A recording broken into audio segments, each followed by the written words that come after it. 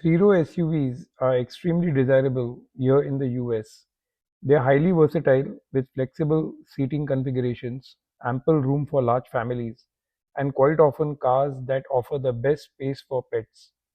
Many models come with options to accommodate sports gear, entertainment features, and high-quality safety.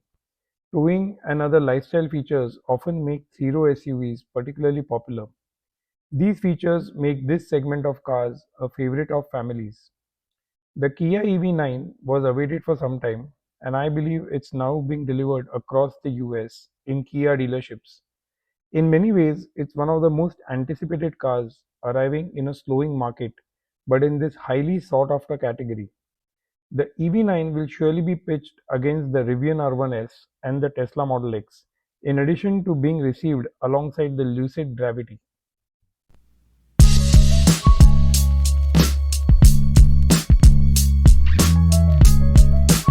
As always, we will begin with the details the company puts out on the website.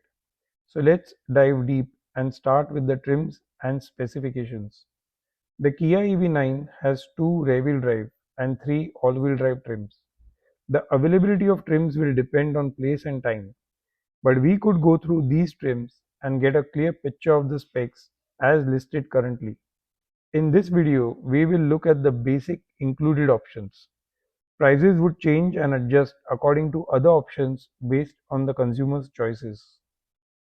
The two rear-wheel drive trims are the light and the light long range, starting at a price of $54,400 and $59,200 respectively. The Kia EV9 rear-wheel drive trims are 197.2 inches long, 77.9 inches wide, and 68.9 inches tall, with no roof rails. The EV9 Lite has an EPA rated range of 230 miles, while the EV9 Lite Long Range has an EPA rated range of 304 miles. The base rear-wheel drive trim has a gross battery pack of 76.1 kilowatt hours. The long-range rear-wheel drive is listed with a larger 99.8 kilowatt hour battery pack. Both these trims have a 10.9 kilowatt on-board AC charger, delivering 45 amps. But interestingly, the base trim rear-wheel drive has a max DC charge rate of 235 kilowatts, while the long-range trim with a larger battery pack has a lesser 210 kilowatts of max DC charge rate. It's unusual for a larger battery pack to have a lesser charge rate. That's also in line with its unusually lesser voltage for the larger pack. There was also a feeling in the industry that this eGMP platform car would be a 800-volt system, which it is not. It's more low 500s. It's early in the impressions, and these are interesting points to note, which could be significant in its DC charging performance, which we will check in a later video. On performance, both offer 215 and 201 horsepower respectively, 258 pound-feet of torque commonly, 7.7 and 8.8 seconds in the 0 to 60, and a top speed of 118 and 115 miles per hour. These are strange anomalies in the two rear-wheel drive trims, which we will come to in our impressions later in the video. The EV9 rear-wheel drive trim have an identical 20.2 cubic feet of space behind the third row seats. That's with all the seats upright. 43.5 cubic feet behind the second row with the rearmost seats folded, and 81.7 cubic feet behind the first row with the last two rows of seats folded. They have a 3.2 cubic feet front trunk as per the Kia website. The EV9 rear-wheel drive Lite has a curb weight of 5,093 pounds for the 7-passenger configuration, while the long-range trim has a curb weight between 5,313 and 5,324 pounds for the 6-passenger configuration.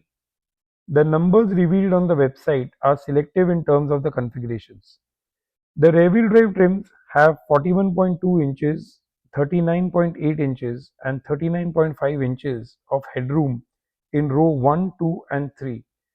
The corresponding numbers for the legroom are 41.4 inches and 42.8 inches in row 1 and 2, In the row 3, the light trim has 30.8 inches with the second row bench, and the long range has 32 inches in the row 3 with the second row captain's chair. Both the trims have a wheelbase of 122 inches and a ground clearance of 7 inches. The three all-wheel drive trims are the Wind starting at $63,900, the Land starting at $69,900, and the GT Line starting at $73,900, all before options with additional costs. All the three trims are 197.2 inches long and 77.9 inches wide. The Wind and the Land all-wheel drive trims are 69.1 inches in height with roof rails, while the GT Line top trim is an inch taller at 70.1 inches, also with the roof rail. The Wind and Land have an EP-rated range of 280 miles, while the GT Line is rated at 270 miles. All the three trims have an identical 99.8 kWh battery pack, a 210 kW max DC charge rate, and a 10.9 kW onboard AC charger at 45 amps. With the performance variables, the all-wheel drive trims all offer 379 horsepower and a top speed of 124 miles per hour. The Wind and the Land offer 443 pound-feet of torque and a 0 to 60 in 5.7 seconds, while the GT Line offers 516 pound-feet of torque and a 0 to 60 in 5 seconds. With the interior dimensions, the all-wheel drive trims have identical cargo space as with the rear-wheel drive trims, with the same amount of space behind row 1, 2 and 3. They however have a smaller 1.8 cubic feet of a front trunk compared to the 3.2 cubic feet in the rear-wheel drive trims. The Wind has a curb weight between 5,688 pounds and 5,714 pounds in a 7-passenger configuration. The Land has between 5,732 pounds and 5,794 pounds in a 6-passenger configuration, while the top trim, the GT Line, has a curb weight between 5,800 pounds and 5,886 pounds in a 6-passenger configuration. Much like the rear-wheel drive trims, Kia has revealed selective numbers in terms of the passenger configurations. All the three all-wheel drive trims have a headroom of 39.6 inches in row 1, 38.8 inches in row 2, and 39.5 inches in row 3. All three have 41.4 inches row 1 legroom and 42.8 inches in row 2 legroom. The Wind has 30.8 inches in row 3 legroom with the second row bench, and the Land and the GT Line have 32 inches in row 3 legroom with the second row captain's chair. All three have 122 inches of a wheelbase, identical to the rear-wheel drive trims. The all-wheel drive trims have 7.8 inches of ground clearance against the 7 inches in the rear-wheel drive trims. All these specifications are as listed on the Kia website. The link is in the description. The EV9, as you may have noticed, has some surprisingly lower specs for the light rear-wheel drive trim in comparison to the light long range. The smaller 76.1 kWh battery pack in the light has 632 nominal voltage with a max DC charge rate of 235 kilowatts. That's against the 552 volt and 210 kilowatts of the larger 99.8 kWh battery pack. The light offers 215 horsepower against the 201 horsepower of the light long range. I expect the EV9 trims with the 99.8 kWh battery pack to deliver an average efficiency of 2.7 to 2.8 miles per kWh considering its weight and shape. The charging curve is expected to be very good when given a reliable charger. It's expected to hold 150 plus kilowatts even in the 70 to 75% in state of charge. Having said that, it has a mid 500 volt battery system as listed on the larger battery pack, and look out for its actual performance in the US charging infrastructure.